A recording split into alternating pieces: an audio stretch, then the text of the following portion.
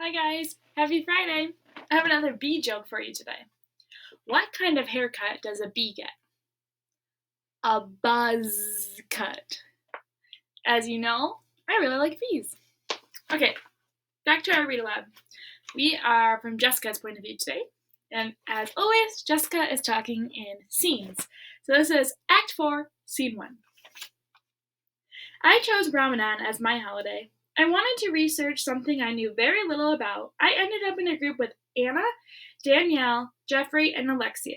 Alexia wanted to be with Katie, Wendy, Natalie, and Heather, but Mr. Trubb didn't go for that. If he was looking for trouble, he got it.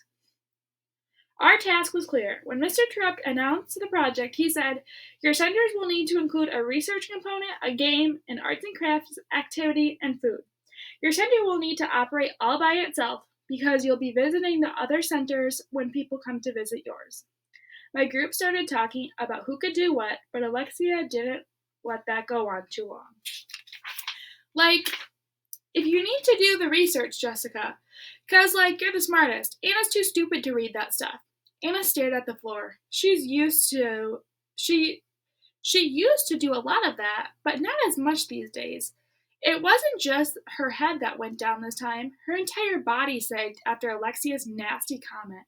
Alexia looked at Jeffrey next, but she didn't have the nerve to say anything. Then she smiled at me and Danielle. She got nothing in return from me, but I could see Danielle half smiling. Jeffrey and I collaborated on the research while Anna and Danielle were in charge of designing the arts and crafts activity. I wanted to work with Jeffrey. I had shared my secret with him, and he needed another chance to share his with me. Anna and Danielle had done fine together with the plants, so I knew they'd work well together this time. Plus, I hoped that Danielle would become friends with Anna, despite her grandmother's warnings. Alexia named herself as our top manager. According to her, she was responsible for overseeing all of our work. Or, as she put it, I'll just watch and make sure everybody's doing what they're supposed to do. I'll be like our manager. I think she meant boss. We went along with Alexia's grand plan because it was easier not to have to get her involved with our tasks. But that wasn't good enough for Alexia. Nope, she tried her best to get everyone mad at each other. That's what she was all about. Act 4, Scene 2. One day during project time, I was meeting with Jeffrey and Anna discussing how to put our center together. Danielle was nearby organizing the arts and crafts materials that she and Anna had been working tirelessly to create. Then Alexia made her move. Don't you guys think Danielle should be in charge of the food? Alexia said loud enough for Danielle to hear. I braced myself for what was coming next. I mean, just look at her. She's so fat. She must be good with food. Danielle hurried out of the room. None of us said or did anything. It was as if we thought pretending nothing had happened would make everything easier. It didn't. My turn to be hurt came next. Alexia didn't spare me. Act 4, Scene 3. Jeffrey and I decided that making a trivia game about Ramadan was the perfect way for people to learn about our holiday and what we had researched. It took loads of work. We had just finished writing all of our research questions on the trivia card. Enter Alexia. She must have just come from the bathroom.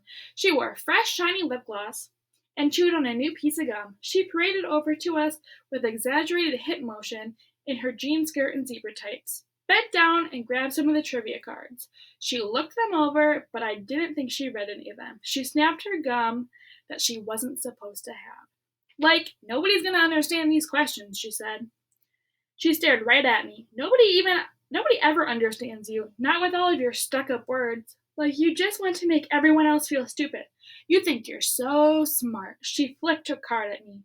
That wasn't true. I didn't try to do that. Act 4, Scene 4. Enter Mr. Trupp. Alexia?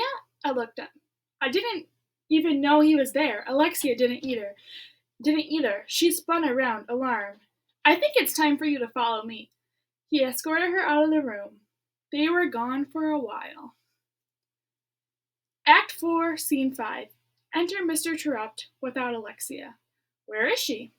I need to talk to the four of you now, he said, looking at Jeffrey, Danielle, Anna, and me. We sat down in our project area. I've watched Alexia be unpleasant to all of you. I hope that one of you is going to stand up to her and tell her to stop. You didn't. I looked down.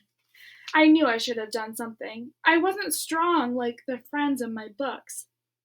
If you let people get away with being mean, they're going to keep being mean. You need to stick up for each other.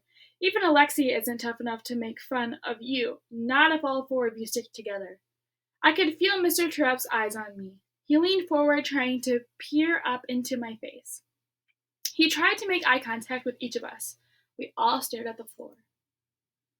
You should be disappointed, he said. You should stand by each other. That's what being friends is all about. Still, we sat quiet. Anna wiped her eyes. So did Danielle.